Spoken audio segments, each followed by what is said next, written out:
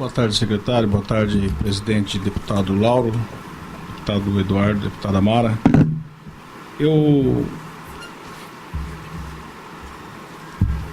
A minha indagação é a seguinte, secretário. Eu havia até apresentado um requerimento no início desse ano à Casa, exatamente para questionar a realização dessas audiências públicas prevista na Lei Complementar 141. E o deputado Lauro convocou, e inclusive isso é uma questão que eu acho que nós, com a boa vontade de querer ajudar, até discutimos, deputado Lauro, presidente, tem uma programação, a lei fala em maio, setembro e fevereiro para a realização das audiências, né? Primeiro, com relação ao ano passado, segundo, nesse ano, como que está essa programação.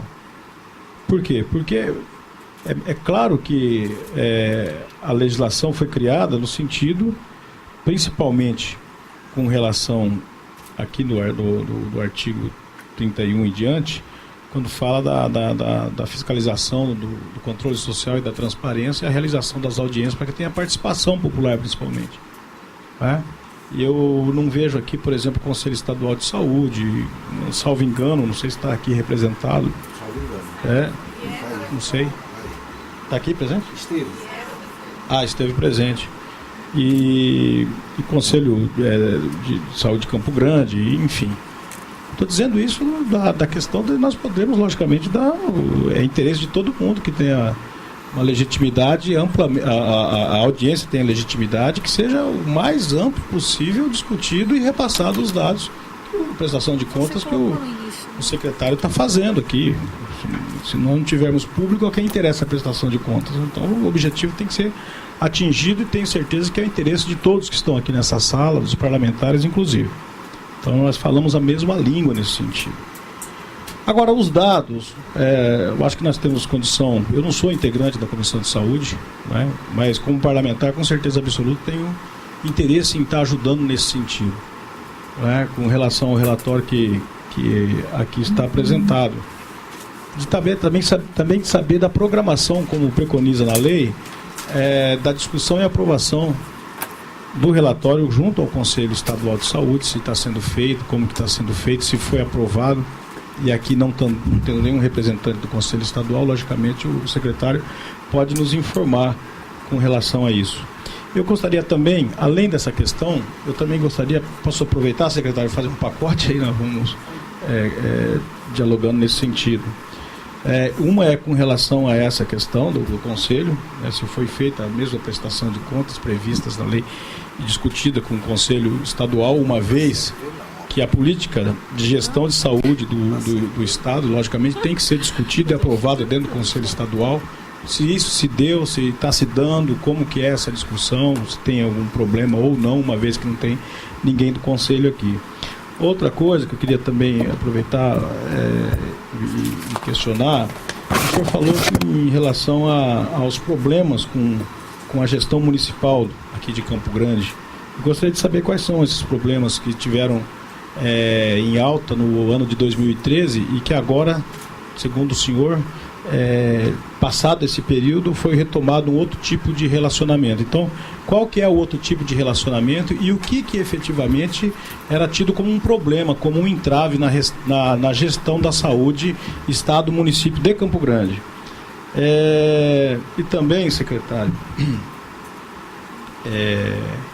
com relação à questão da dengue, aproveitando Campo Grande, na sua opinião, o que aconteceu em Campo Grande, que nós saímos, por exemplo, em janeiro de 2013, de 24 mil casos aproximadamente de dengue, com, se eu não me engano, 4 ou 5 mortes por dengue hemorrágica, e chegamos em janeiro de 2014 com aproximadamente 700 casos, se eu não me engano, e nenhuma morte.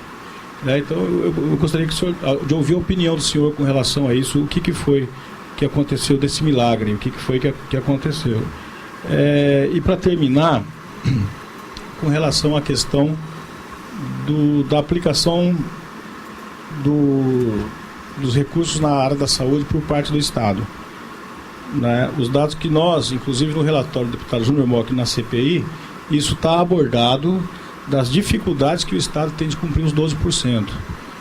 E aí foi inclusive discutido por nós na comissão, isso não é um privilégio desse governo, nós estamos falando de uma série histórica no Estado do Mato Grosso do Sul, inclusive lá dos governos anteriores, desde a época de Pedro, de Wilson, de Zeca e André, a mesma coisa.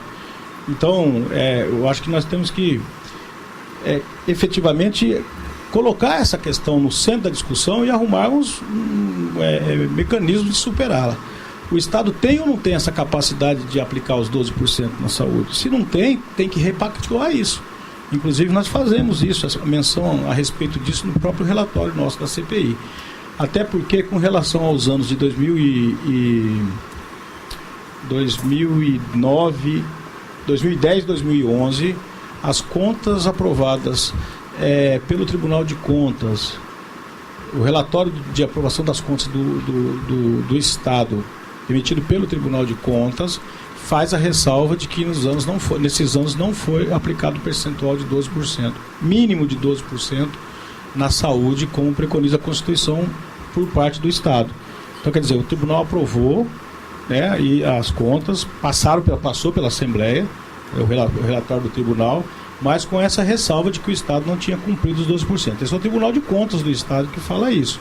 Nós também temos conhecimento que no início desse ano, o IBGE também divulgou um ranking de aplicação de recursos na saúde. Isso aí foi amplamente divulgado do Brasil inteiro, em que o Mato Grosso do Sul aparecia na penúltima posição, né? Segundo o IBGE, o Mato Grosso do Sul também só aplicou em saúde mais que o Estado do Rio de Janeiro. O senhor deve ter tomado conhecimento também, logicamente, como gestor da saúde no Estado, dessa divulgação do IBGE. Então, eu sei que tem uma discussão, aquilo que se aplica em saneamento, eu estava vendo o senhor falar aqui na questão do PAC, das obras do PAC, isso é computado na saúde ou não, isso tem uma ampla discussão a respeito dessa questão. O que eu gostaria de ouvir do principal gestor da saúde do Estado a respeito disso tudo é o seguinte: o Estado tem ou não tem perna para cumprir 12%? Se não tem, eu acho que o Estado tem de uma forma muito tranquila, porque naquele ranking do IBGE me parece que apenas, se eu não me engano, 7 ou 8 estados que aplicaram mais que os 12%.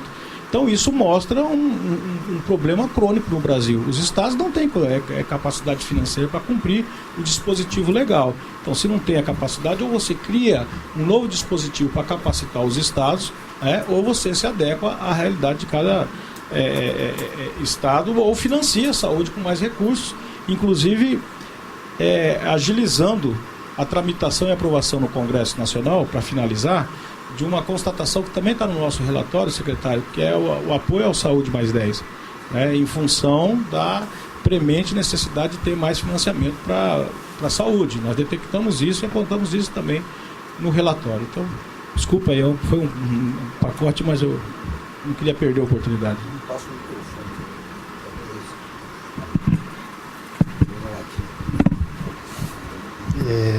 Obrigado, deputado Maroto Cruz. Vamos tentar aqui desembrulhar o pacote devagarzinho. Em relação ao cronograma, deputado, nós cumprimos exatamente na íntegra. Nós tínhamos até o dia 31 para entregar para o Conselho Estadual de Saúde esse mesmo relatório. Foi entregue no dia 28 de março, na última reunião ordinária do Conselho. Nós cumprimos o nosso papel e entregamos. Não tem um prazo legal para que o Conselho aprove. Isso vai para discussão, vai para as comissões. O do ano passado foi aprovado no segundo semestre, pode ser que se aprove na primeira reunião. Isso vai passar pelas diversas comissões. Da mesma maneira que foi encaminhado para cá, para a Assembleia, como foi também para o Tribunal de Contas. Então, a gente vem procurando cumprir, sim. O deputado Lauro Davi, no início, já disse que já está agendado para o dia 27 de maio a nossa vinda aqui para a apresentação do primeiro quadrimestre de 2014 e provavelmente vamos fazer a agenda das outras duas em setembro. Infelizmente, a de fevereiro não seremos nós, mas vai estar alguém aqui fazendo essa prestação de contas. Então, nós estamos, como o deputado falou no início, iniciando essa programação e já com um calendário definido e o Conselho já tem em mãos o relatório, esse mesmo relatório entregue. Fui eu pessoalmente que tive a liberdade de ligar para o deputado Lauro Davi, quando ele nos chamou para a prestação de contas, para que a gente fizesse, como era a primeira, ao invés de fazer do último quadrimestre de 2013, então que a gente passasse para a data de hoje, quando já teríamos o relatório fechado, e fizéssemos do ano de 2013. Mas dia 27 estaremos aqui, se Deus quiser. Então já fica respondidas as duas primeiras. Quanto à gestão de Campo Grande, a dificuldade que a gente teve, principalmente, deputado Amarildo, é por tudo que a gente diz aí. O Estado ele só existe em função dos municípios. E houve uma interrupção na interlocução entre Estado e município de Campo Grande, entre o município de Campo Grande e demais componentes da micro-região de Campo Grande. Então, essa relação que a gente procurou sempre trazer muito próxima, que é o Estado com os 79 municípios, no ano de 2013 houveram algumas barreiras na questão do relacionamento, na questão do cofinanciamento, na questão da corresponsabilidade, na questão da referência que Campo Grande é micro-regional. Então foi essa a maior dificuldade que nós tivemos e que na retomada agora, no final do ano, começo desse ano, já houve uma nova abertura. A participação do secretário na Comissão Intergestores Bipartite, a participação nossa nas decisões junto com o gestor municipal, essa aproximação, essa proximidade que nós temos com os 79 municípios, tínhamos com 78, tivemos muita dificuldade em tê-la com Campo Grande no período de 2013. Então essa foi a maior dificuldade nossa e o Estado ele vive disso, de relacionamento, de coparticipação, de parcerias, e quando um lado não quer, como se diz, quando dois não quer, um não briga, né? Ou quando um quer, dois não brigam. Em relação à dengue, deputado, não houve nenhum milagre não, muito pelo contrário, se houve milagre foi para o lado bom. A dengue ela tem um período cíclico. Esse ano não só Campo Grande, mas o estado todo, quase que o Brasil todo não está sofrendo com a endemia da dengue, embora a gente tenha que elogiar todos os municípios pelo trabalho que vem fazendo. E o Estado vem sendo parceiro nisso. A gente sempre apoiou durante os anos que houver epidemia, como a gente apoia no ano que também não tem epidemia. Graças a Deus, desse ano nós não tivemos nenhum caso de internação, casos confirmados, e nenhum óbito, um óbito só. Mas o número de notificações aumentou muito. E para nós é importante esse número de notificações alto que nos indica que a atenção básica está atenta. Então, o fato de ter notificação e de não ter confirmação não significa nenhum milagre, não. Então, foi um trabalho, e não foi só de Campo Grande, foi dos 79 municípios. Alguns municípios a gente vem chamando atenção na CIB, que ainda está com alguns indicadores um pouco alto, o Estado intervém um pouco mais, outros intervêm um pouco menos, mas isso é um trabalho constante e permanente que nós fazemos com 79. Da mesma maneira, quando houve naquele ano de 2007. Em 2006 você não tinha nada e, de repente, em 2007 você tem uma explosão de dengue, como no próprio Rio de Janeiro. Um ano não tinha nada, no outro ano foi uma catástrofe total. O controle, não é que o controle é maior, a atenção é maior, e a dengue é uma doença cíclica. Ela é cíclica, então ela está num período, esse ano, que graças a Deus não houve. E se houvesse, nós estaríamos prontos e preparados para enfrentá-la como aconteceu.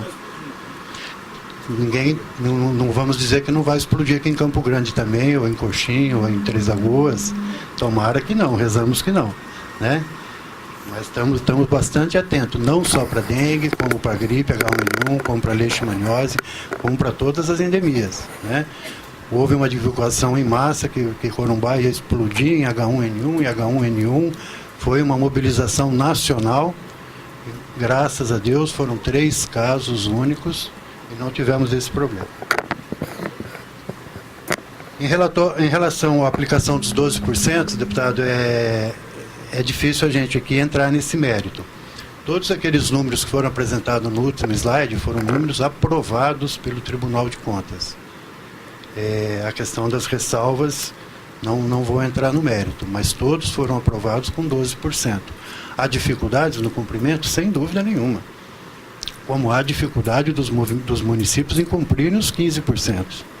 Nem todos cumprem, tem uns que cumprem 20%. 29. Agora, tem município, o próprio Campo Grande já chegou a 27%. Entendeu? Então isso existe. O que a gente não consegue provar é a execução financeira federal, como o senhor bem disse. É um trabalho muito forte que está se fazendo pelo Saúde Mais 10 e está se buscando para que se cumpra ali, são dados aprovados pelo Tribunal de Contas, né, que a gente trouxe aqui. O de 2013 ainda está em aprovação, mas esse foi o dado encaminhado para o tribunal. Se ele vai ser aprovado nesse 12,5, se vem para 12,2, vai para 12,7, mas os outros anos já foram aprovados, né? E estamos aguardando ansiosamente a aprovação do Saúde Mais 10, que daí nós estaremos falando em recursos da ordem de 40 bilhões de reais por ano da União. E o que vem contradizer um pouquinho é cada publicação do IBGE, que eu não... no dia que foi publicado, eu fui procurado por um órgão da imprensa. É difícil você questionar um número que é lançado na imprensa. O que estranha, deputado, é que em nenhum momento ele fala em que base ele usou como receita. Se ele partiu do PIB, que é do Produto Interno Bruto, 8,5% é muita coisa. Nós trabalhamos, a Emenda Constitucional 29, ela determina qual é a sua receita, de onde você vai tirar os 12%. É uma receita líquida. Se você tem um investimento de 700, quase 800 milhões, como nós tivemos, partindo de uma receita de 6 bilhões e 300, se eu não me engano, o IBGE trabalhou com 12 bilhões de reais. Então aí fica difícil. Se você elevar a receita e manter a mesma despesa, aí diminui. Então não tivemos essa explicação oficial, qual foi a receita usada. Informalmente, o que se buscou e a informação que se teve, ele trabalhou com receita bruta. Trabalhando com receita bruta, cai. O Rio Grande do Sul, que ele aparece como um dos primeiros que mais investe, se considerar a Emenda Constitucional 29, ele está um dos últimos, com 6,3% de investimento da receita líquida.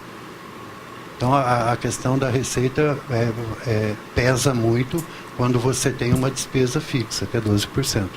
Se você varia a receita, você vai ter uma variedade no percentual. Mais alguma coisa, deputado?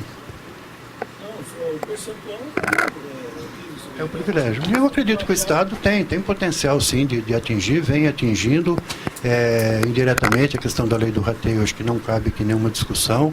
Ela está sendo arguida a inconstitucionalidade da lei, mas ela é usada por vários estados, não é de agora, né? Não nos compete aqui essa discussão. Caso ela venha a ser arguida como inconstitucional, é óbvio que esse recurso vai ter que ser aplicado na saúde de alguma maneira, se ela está compondo os 12,5%. Fica difícil falar em ser favorável contra uma lei que foi aprovada aqui dentro da lei, né? Não, sim, eu entendi. Não, eu entendi, sim, lógico. Uhum.